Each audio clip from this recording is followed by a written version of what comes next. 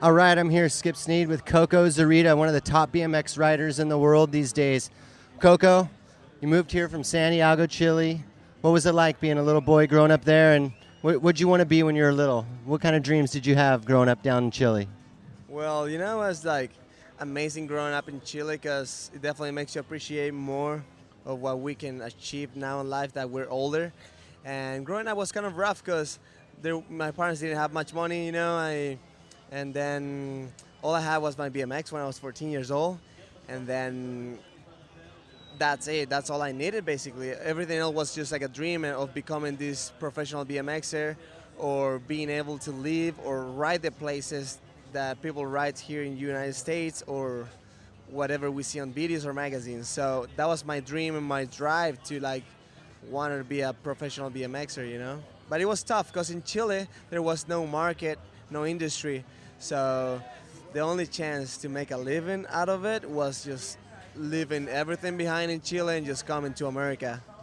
What was it like moving to America, and what are some of your early memories from when you first came over here? I was kind of blown away. I've always liked America. I've always been into cars and machines and engines. And everything of the best basically comes from here. Like aircraft carriers, like airplanes, like cars and bikes, motorcycles, everything. So as soon as I got here and I saw how big was everything and the stuff you guys have and do out here, I was blown away. I loved it. Since I put my foot in the ground, of the plane. Now let's go back to your days in Chile. You mentioned your family didn't have a lot of money. There's not much of an industry down there in action sports. What are some of the other obstacles you had to overcome to actually make it to America? Well, it was that, and also a visa issue, because coming as a tourist, I was 19 years old when I decided to not do a career and then come to United States to try my luck. Basically, I was like, I have $400, I have my bike and a bag of clothing. Mom, I'm gonna try my best. Worst case scenario, I'll come back to Chile, get a career, and then do a normal life.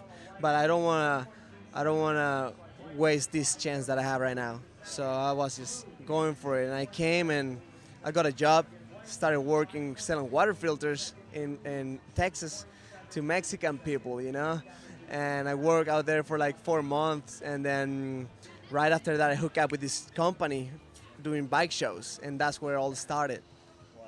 Wow. What an amazing story. Now, had you not moved to America and pursued the BMX career, what career path would you have taken down in Chile, do you think? Well, I like designing and then painting a lot, so probably something creative, like with design in a company, like productions, events, or something like that, I'm very hyperactive and I have a strong ADD, so friggin', who knows what I'll be doing right now? Who knows if we'll be alive if it wasn't, thank God, What was the turning point when you came to America, when you finally realized, wow, I'm making it as a BMX superstar? That's funny, but I'm not past that point yet.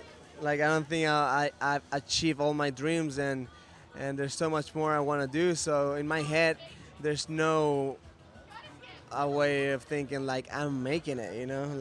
I don't think I'll ever get to a point. Life is like a path. It's not a destiny. So. When you came here, were you purchasing all your own equipment and you're buying your own bikes yourself? And if so, when did you finally get hooked up with free equipment? I mean, that's kind of, for a kid riding BMX bike, as soon as he hooks up with a sponsor, that's kind of making it. When was that turning point for you? Yeah, that's the best feeling ever when you start getting stuff for free. That was 5 months after I came back. After I came to America for the first time, that's when I hooked up with GT bicycles, doing shows around all the United States. That's when I started getting some bike parts, clothing, and a little bit of these products, we get when we're kids and stuff. And I was so happy. That's all I needed, Now, you're credited for pulling off one of the first, I think, 540 or what? The triple tail whip? The triple tail whip. See, I'm not so good on these names, but the triple tail whip, it's like in the sport of surfing and even skateboarding, that can't even be done. I guess they're getting closer in skateboarding. Surfing, it's still about a 360, you know what I mean? And even that's hard. triple tail whip. When did you land it, and what was the response like for you, and what did it do for your career? Well, it was like I definitely not regret it at all. That's one of my biggest trick I've ever done. It was 2007. I was super hungry. I really wanted to make it into X Games. I grew up watching X Games so many years, and now being so close from it, I was like, this is my chance to shine, you know. And then so I learned that trick. I did it right before X Games, and then I got the invite for X Games my first time. Too bad at X Games trying the same trick, I broke my foot, you know. So I was able to land it one time. I never did it again, and that definitely helped my career, build my name up, and respect in the industry, you know.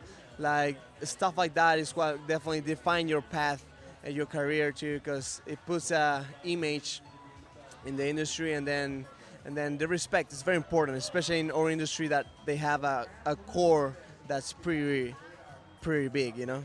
Now, the first time you made it into X Games, did you give your mom and your family a call back in Chile?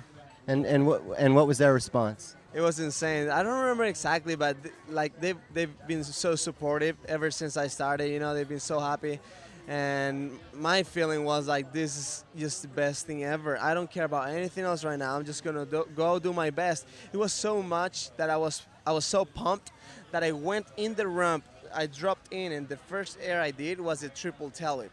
Usually, people save that for the last, for mid-run when you have more air and stuff. I was just straight in. I was out for blood, you know. I didn't care. The adrenaline was flowing. I have nothing to lose. Everybody else, the other 9 riders invited, they have everything to lose. But that was my first time there. I made it, you know, like dream come true. Have nothing to lose after that. So I went for it, and I sure enough broke myself in half, basically. Who are some of the BMXers that you looked up to as a kid, and what was it like meeting them for your first time? A quick question. Are my answers too long or no? Are they good? They good? Okay. Say it again?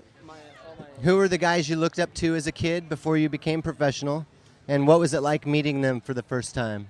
Wow, man. Like, seriously, it was insane. I look up to Joe Rich, Taj Mihalik, Ruben Alcantara from Spain, and a few other guys. They were all based in Austin, Texas. There's a big BMX scene out there. And the first time I saw them, I was just blown away. Like, I've seen these guys in magazines, ripping on videos, like VHS videos. You know, we barely get videos or magazine in Chile back then. You know, barely. It was so hard to get. Like copying pirates videos and stuff, somehow hustling just to watch that video of your favorite pro. Being right next to him was the best thing ever. You know, I couldn't even believe it. It was just a huge joy inside, and then also motivation to keep pushing, you know. You're a kid from Chile. You're living the American dream. What's that mean to you? It's just amazing, man. Like, I wish more people believe in themselves to be able to do this, or what they love to, you know. Like, there's so many influences in this world that make you doubt or take other chances that are not what you really love to do. That is sad, you know. It's sad to see people wasting their gifts and then just go in different directions, you know, because there's so much talent out there, so much talent. And what advice do you have for maybe the kid that's down in Chile and was in the same position as you were when you were a kid? What advice do you give him after all you've been through? I'll be like, just God give you a gift, just use it for the best, and then don't doubt. Just move forward with confidence in the direction of your dreams, you know, because they're real and they can be real. All right. Well, Coco, this guy living the American dream all the way from Chile, came from nothing, and has really fulfilled his dreams. Coco, it's a pleasure to talk to you. Likewise. Thanks so much for inviting me. All right. Take care, okay? Good luck.